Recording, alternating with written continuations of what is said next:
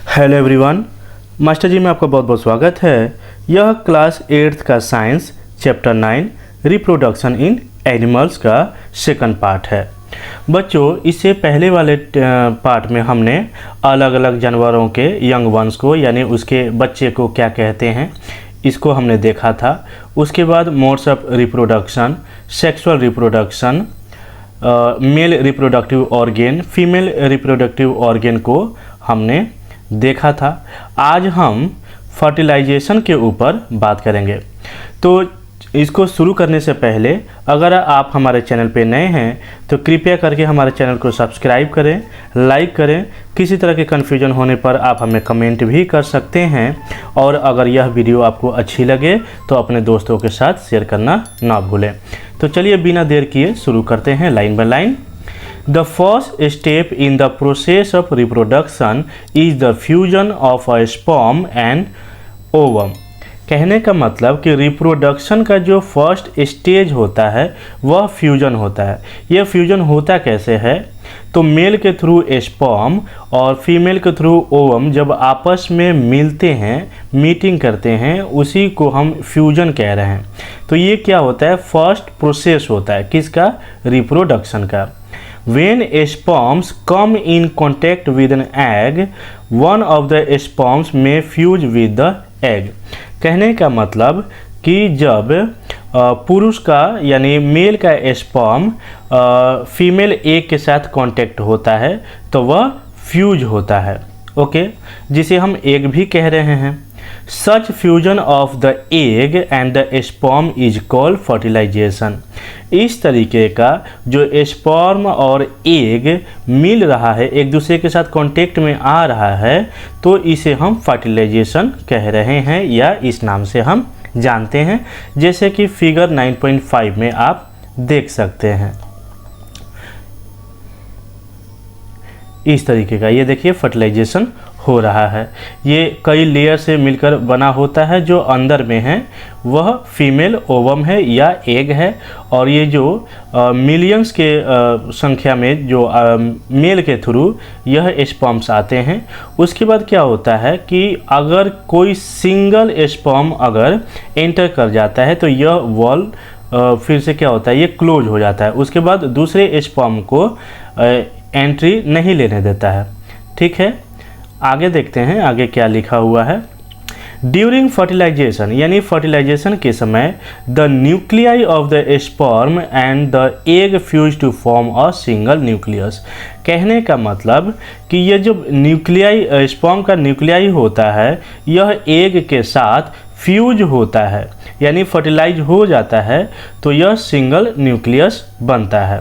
This result in the formation of a fertilised egg और zygote. यह जब घटना हो जाता है तो इसका जो रिजल्ट हमें मिलता है वह जाइगोट के रूप में या एग के रूप में हमें प्राप्त होता है या मिलता है। Did you know that the zygote is the beginning of a new individual? क्या आप जानते हैं कि जो जाइगोट होता है वह नए बच्चे का शुरुआत होता है, यानी जो न्यू इंडिविजुअल होता है वह उसका स्टार्टिंग पॉइंट होता है, फर्स्ट स्टेज होता है।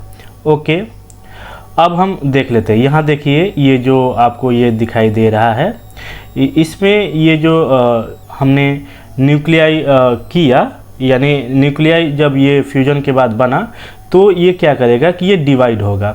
ओके, तो न्यूक्लियाई से फिर न्यूक्लियस में ये बन जाएगा, क्योंकि न्यूक्लियाई सिंगुलर है और न्यूक्लियस प्लूरल है, तो ये एक से दो बनता है। यानी जो एक सेल जो था न्यूक्लियाई यह दो सेलों में डिवाइड हुआ जिसे हम न्यूक्लियस कह रहे हैं। ये यहाँ पे फ्यूजन हो रहा है। Okay, the process of fertilisation is the meeting of an egg cell from the mother and a sperm cell from the father. जैसे कि यहाँ पे लिखा हुआ है कि मदर से एग मिलेगा और फादर से स्पर्म सेल मिलेगा।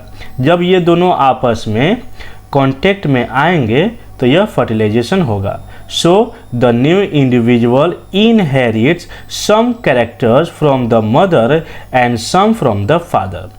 अब यहाँ देखिए इनहेरिट्स का मतलब क्या है कि जैसा लक्षण हमारे माता पिता का होता है वैसे ही कुछ जो कैरेक्टर है वो बच्चों में भी देखने को मिलता है।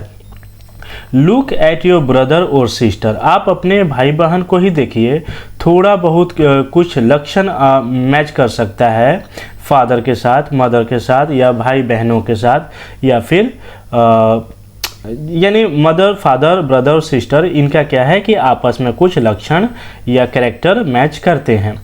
क्यों ऐसे होता है? क्योंकि उनका जो मान लीजिए कि जो फादर से हमारा स्पर्म मदर के एग के साथ जब कांटेक्ट होता है तो स्पर्म में ढेर सारे कंपोनेंट्स होते हैं जिसमें एक डीएनए भी था। तो डीएनए मैच होने के कारण ये हमारा कैरेक्टर एक दूसरे के साथ कुछ मैच करता है।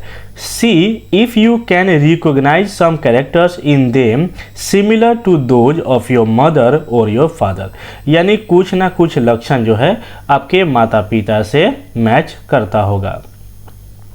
Fertilisation which take place inside the female body is called internal fertilisation, यानी फीमेल बॉडी के अंदर जो एग या स्पर्म फर्टिलाइजेशन होगा, इस तरह की घटना को हम इंटरनल फर्टिलाइजेशन कहते हैं। Internal fertilisation occurs in many animals including humans, cows, dogs and hens. अब यहाँ से देखिए एक क्वेश्चन भी बन सकता है कि इंटरनल फर्टिलाइजेशन किनके यहाँ होता है, यानी ऐसे कौन से जीव हैं जिनके बॉडी पार्ट्स के अंदर होता है। तो आप यहाँ से इनका नाम लिख सकते हैं, humans, cows, dogs and hens. Okay, यानी जो शरीर के इंटरनली बॉडी के अंदर हो उसे हम इंटरनल फर्टिलाइजेशन कहते हैं। आगे देख लेते हैं आगे क्या दिया हुआ है। You will surprise to know that in many animals fertilisation take place outside the body of the female, यानी आपको जानकर यह आश्चर्य होगा कि ऐसे बहुत सारे एनिमल्स हैं जिनके बॉडी के बाहर फर्टिलाइजेशन होता है। In these animals fertilisation take place in water, let us find out how this happens, यानी इस तरह का जो घटना है, यानी आउटर फर्टिलाइजेशन होता है वह पानी में होता है, और यह कैसे होता है एक एक्टिविटी करने के बाद हमें पता चलेगा। तो चलिए देख लेते हैं। विजिट सम पोन्ड्स और slow flowing streams during spring और रेनिंग सीजन, कहने का मतलब कि कुछ तालाबों में या ठहरे हुए पानी में शायद आपने देखा ही होगा या कभी ऑब्जर्व किया होगा। Look out for cluster of frogs eggs floating in water, यानी पानी के ऊपर ये जो मेंढक होते हैं इनके अंडे क्या होते हैं, तैरते रहते हैं। Write down the colour and size of the eggs, आपको अब कह रहा है कि उनका कलर लिखिए और उनका साइज अगर हो सकता है तो ऑब्जर्व करके बताइए। इसे आगे देख लेते हैं क्या दिया हुआ है। ड्यूरिंग स्प्रिंग और rainy season frogs and toads move to ponds and flowing streams. When the male and female come together in water, the female lay hundreds of eggs, unlike hen's eggs. From eggs is not covered by a shell and it is comparatively very delicate. A layer of jelly holds the egg together and provide protection to the eggs. अब देखिए इसका मतलब क्या है कि पानी में यानी वाटर में क्या होगा कि फ्रॉग और टोड्स आपस में जब ये मिलते हैं, जब इनका रिप्रोडक्शन होता है तो मेल फिर उसके बाद क्या होता है कि ये जो फीमेल फ्रॉग होता है वह ढेर सारे यानी तकरीबन 100 एग्स वहाँ पे दे देता है। अब वो हल्का होने के कारण क्या होता है, उनका एग की पानी के ऊपर फ्लोट करता है, तैरते रहता है। अब इनका जो एग होता है, फ्रॉग का जो एग होता है ना, वो बाहर से यानी एक तरह से आउटर कवर होता है एक तरह का, ओके, जिससे अंदर का जो इनका एग है वह सुरक्षित रहता है, प्रोटेक्टेड रहता है। अब ये बना क्या चीज़ का रहता है, तो ये जेली से बना रहता है। जेली मतलब एक चिपचिपा तरह का कोई पदार्थ होता है, okay. As the eggs are laid, जब एग्स वो मेंढक देता है, the male deposit sperm over them. अब इसके ऊपर यानी जब फीमेल मेंढक अंडा दिया और वो पानी पे फ्लोट करने लग गया। अब जैसे कि मैंने अभी कहा कि इनका एक जेली टाइप का एक आउटर लेयर बना देते हैं जिससे एग सुरक्षित रहता है, प्रोटेक्टेड रहता है। अब इसके ऊपर मेल फ्रॉग क्या करेगा कि जाकर अपना स्पर्म उस पर डिपोजिट कर देगा। Each sperm swims randomly in water with the help of its long tail। अब उसके ऊपर इनका स्पर्म क्या करेगा कि एक लंबी सी जो उनकी पूंछ टाइप की बनी होती है उसकी वजह से ये तैरते रहते हैं। The sperms come in contact with the eggs। अब यह स्पर्म एग्स के कांटेक्ट में आता है। This result in fertilisation. अब इसकी वजह से क्या होता है, इस घटना से क्या होता है कि दोनों आपस में मिलते हैं और फर्टिलाइजेशन हो जाता है। This type of fertilization in which the fusion of a male and female gamete take place outside the body of the female is called external fertilization। यानी इस तरह से जो भी हमने बात किया कि इस तरह के जो प्रोसेस होता है, यानी फीमेल फ्रॉग पानी में गया, उसके बाद उसने अंडा दिया और अंडा जो है वो जेली टाइप से प्रोटेक्टेड होता है ताकि अंदर का उनका एग खराब ना हो जाए। फिर उसके बाद क्या करता है मेल मेंढक कि अपना स्पर्म को वो रिलीज करता है। उसके बाद एक टेल लॉन्ग टेल बने होने के कारण उनका स्पर्म वो क्या करता है कि उसके इर्द गिर्द घूमने लगता है। फिर जब आपस में कांटेक्ट होता है फर्टिलाइजेशन होता है। और इस तरह का फर्टिलाइजेशन यानी शरीर से जब बाहर फर्टिलाइजेशन होता है तो उसे हम एक्सटर्नल फर्टिलाइजेशन कहते हैं। It is very common in aquatic animals such as fish, starfish etc। यानी यह जो जलीय जीव होते हैं यानी जो पानी में रहने वाले एनिमल्स होते हैं उनके लिए यह आम बात होता है। ओके, बूझो देखिए क्या यहाँ कहना चाहते हैं। Why do fish and frogs lay eggs in hundreds whereas a hen lay only one egg at a time. कहने का मतलब कि फिश और फ्रॉग वो 100 तक अंडे कैसे दे पाती हैं जबकि जो मुर्गियां हैं वह एक टाइम में एक ही अंडा देती हैं। तो इसका आंसर आप कमेंट करके आप हमें बता सकते हैं। चलिए यहाँ पे एक चीज़ दिया हुआ है, इसको देख लेते हैं। Have you heard of test tube baby. क्या कभी आपने टेस्ट ट्यूब बेबीज के बारे में सुन रखा है या नहीं?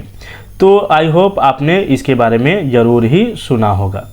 अब देखिए टेस्ट ट्यूब बेबी कहने से हमारे मन में एक इमेज बनता है कि जो टेस्ट ट्यूब होता है कुछ इस तरह से बना होता है। तो क्या इस टेस्ट ट्यूब के अंदर जो बेबी है वो ग्रो करता है क्या? इस तरह के शायद इमेजिनेशन हमारे थॉट में आ सकता है। तो देखते हैं ऐसा होता है या नहीं।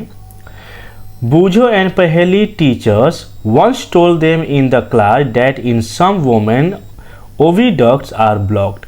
यानी बूझो और पहेली के टीचर ने क्लास में क्या कहा, क्या बताया इनको कि वैसी महिला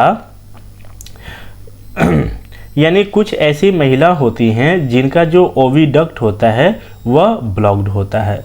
ऊपर में हमने देखा था कि ओविडक्ट होता कैसे है। ये देखिए ये फैलोपियन ट्यूब आपको दिखाई दे रहा है, या तो हम फैलोपियन ट्यूब कहें या ओविडक्ट कहें, और ये पेयर में होता है, यह दोनों साइड में होता है। कल हमने यही बात किया था।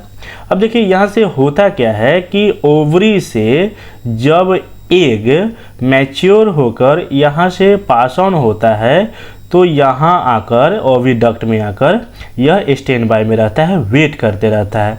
देखिए किसी महीने में इस तरफ से लेफ्ट साइड से ओवरी से एंड जो एग है वो प्रोड्यूस होगा, तो नेक्स्ट मंथ में राइट हैंड साइड से यानी ओवरी से रिलीज होगा, और ये दोनों आके फैलोपियन ट्यूब में ओविडक्ट में आकर वेट करते हैं। ठीक है, ऐसा नहीं है कि एक महीने में दोनों तरफ से रिलीज एग होता है मैच्योर, ऐसा नहीं है। किसी महीने में इधर से हो सकता है तो किसी महीने में इधर से हो सकता है। अब जब मेल का स्पर्म इधर से इंटर करता है और इसके साथ यानी एग के साथ मीट करता है, मिलता है, तो फर्टिलाइजेशन होता है। लेकिन अब यहाँ जो हम पढ़ रहे हैं टेस्ट ट्यूब बेबीज के बारे में, तो यहाँ हमें बताया गया कि जो ओविडक्ट होता है किसी किसी महिला का यहाँ ब्लॉकेज होता है, इस टाइप का क्या होगा कि ब्लॉकेज आ जाएगा। ओके, अब जब इनका देखिए ओवरी, इसका मतलब क्या कि इनका ओवरी में प्रॉब्लम है, ऐसा नहीं है।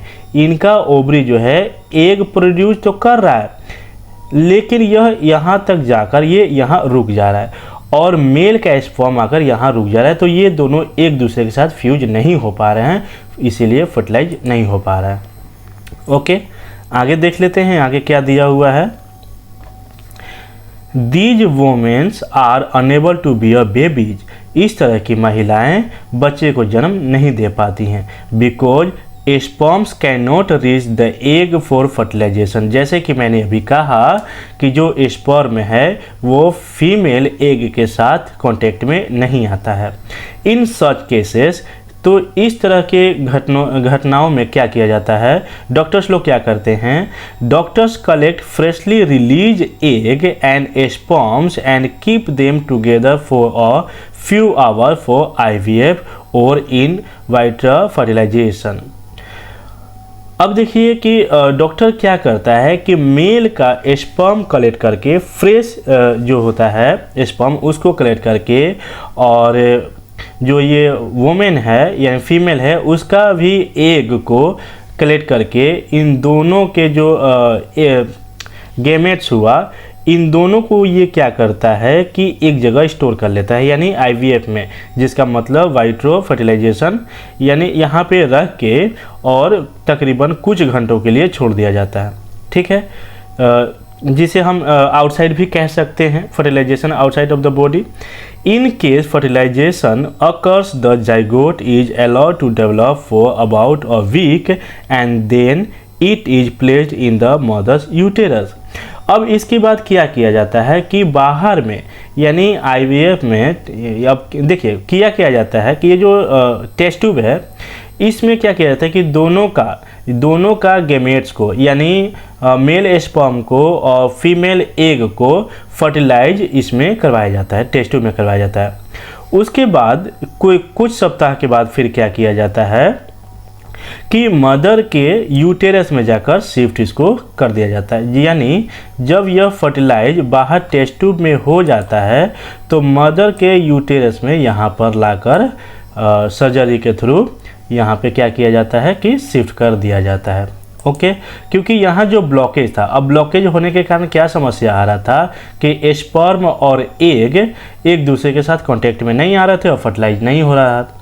लेकिन बाहर हमने टेस्ट ट्यूब में क्या किया कि फर्टिलाइज बाहर हमने करवा दिया, आउटसाइड करवा दिया। उसके बाद कुछ सप्ताह के बाद जब वो डेवलप करता है तो मदर के यूट्रस में शिफ्ट कर दिया जाता है। ओके, आगे देखते हैं आगे क्या दिया हुआ है। Complete development take place in the uterus and the baby is born like any other baby. अब जब इनको यूट्रस में शिफ्ट कर दिया जाता है, फिर कुछ महीनों के बाद जैसे कि बाकी बच्चे जन्म लेते हैं वैसे ही ये बच्चे भी जन्म लेते हैं। Babies born through this technique, यानी इस तरह के टेक्निक से जो बच्चे जन्म लेते हैं इस तरह, तो उस तरह के बच्चे को हम टेस्ट ट्यूब बेबीज कहते हैं। This term is actually misleading because babies can not grow in test tube. यानी ये जो टेस्ट ट्यूब वर्ड है यह आपको मिसलीडिंग कर सकता है, मिसगाइड कर सकता है। ऐसा इसलिए क्योंकि अभी हमने टेस्ट ट्यूब वर्ड कहा या सुन रहे हैं, तो ऐसा लग सकता है कि क्या टेस्ट ट्यूब में बेबी ग्रो करता है, तो ऐसा नहीं है। सिर्फ उसको टेस्ट ट्यूब में क्या किया जाता है कि फर्टिलाइज करवाया जाता है। यहाँ पे क्या करवाया जाता है, सिर्फ फर्टिलाइज करवाया जाता है और उसके बाद मदर के यूट्रस में शिफ्ट कर दिया जाता है। तो आई थिंक आपको समझ में यह चीज़ आ गया होगा।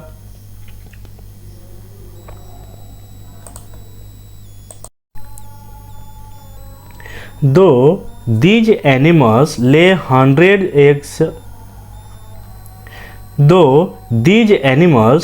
hundreds of eggs and release millions of sperms, all the eggs do not get fertilized and developed into new individuals.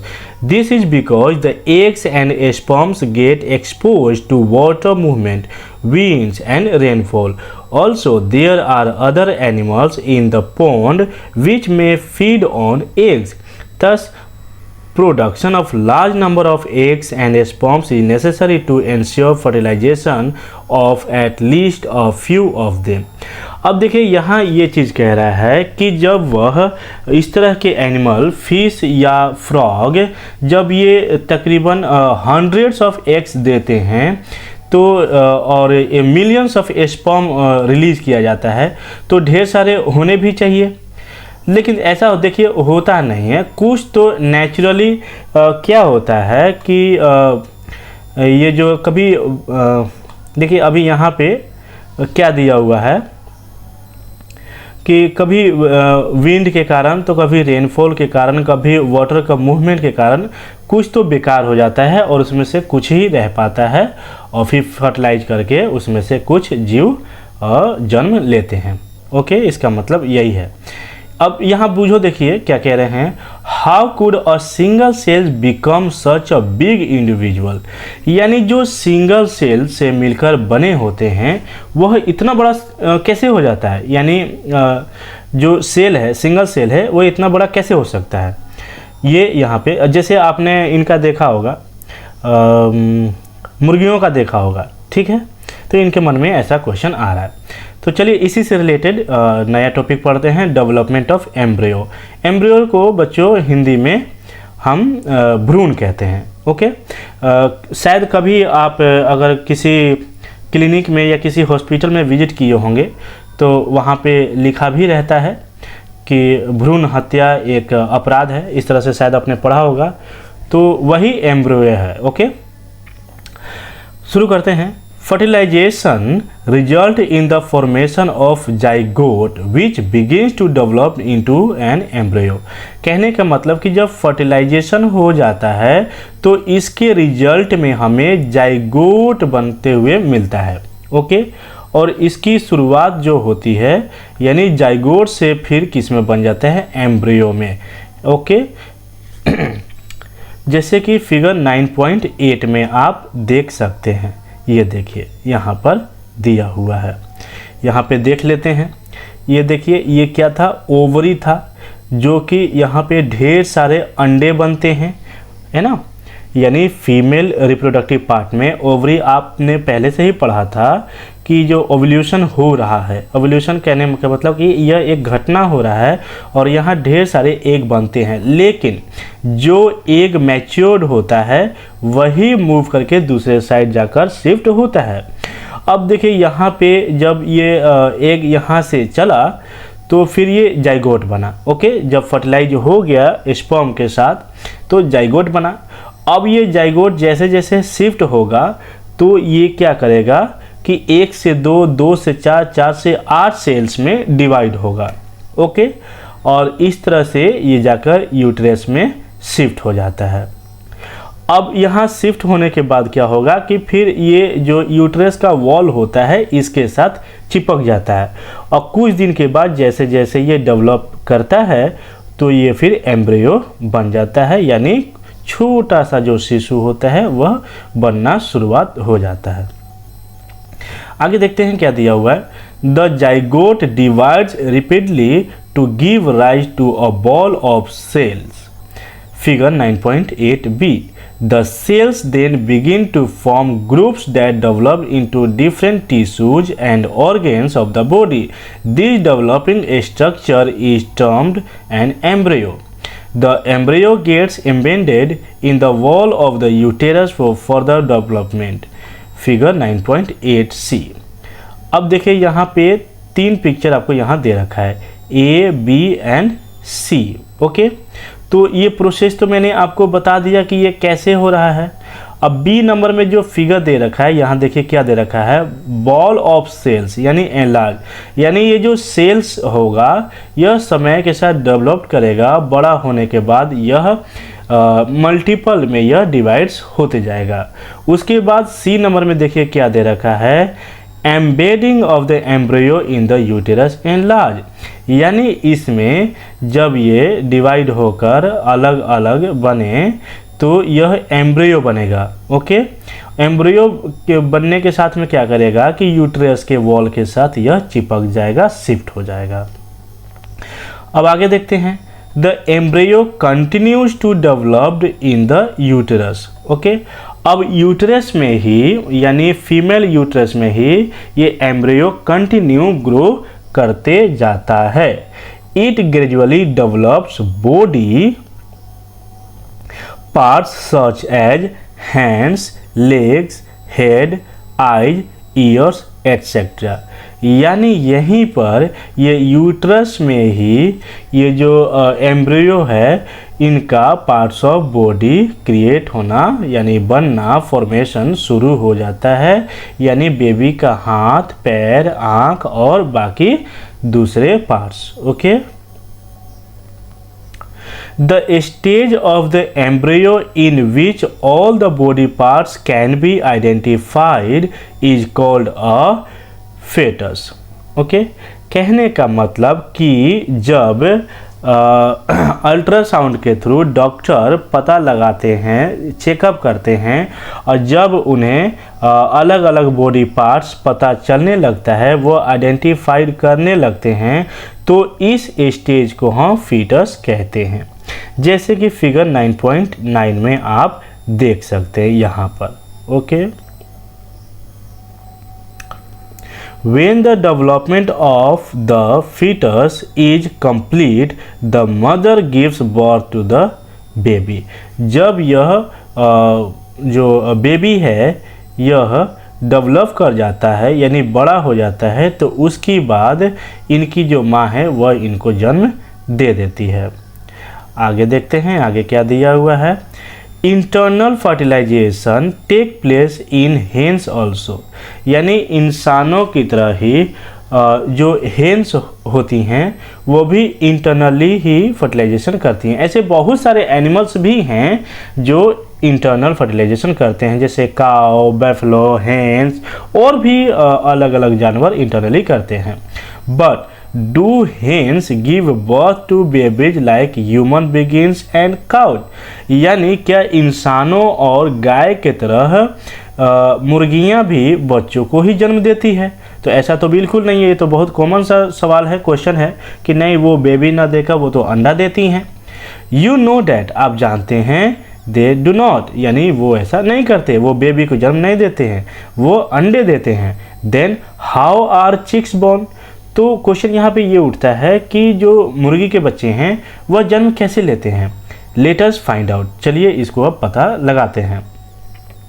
Soon after fertilization, यानी फर्टिलाइजेशन के बाद zygote divides repeatedly and travels down the oviduct. यानी जब fertilisation होने के बाद zygote अलग अलग सेल में डिवाइड होता है, उसके बाद यह ट्रेवल करते हुए ओविडक्ट में पहुंचता है। ओविडक्ट आपको याद है ना कौन सा पार्ट है फीमेल का? तो फैलोपियन ट्यूब के नाम से भी जान रहे थे। Okay, as it travels down, यानी जैसे जैसे वो डाउन की ओर ट्रेवल करते हैं, many protective layers are formed around it. यानी मान लीजिए कि किसी मुर्गी का अंडा इस तरह से उनका फॉर्मेशन बना, तो किनारे इनके साइड साइड से क्या होता है कि एक लेयर बनने लगता है जो कि इस अंडे का प्रोटेक्टिव लेयर भी कहलाता है। Okay, after the hard shell is formed around the developing embryo. यानी ये मुर्गी का अंडा जो एम्ब्रियो था इसके साइड में प्रोटेक्टिव लेयर बना जो कि काफ़ी हार्ड होता है।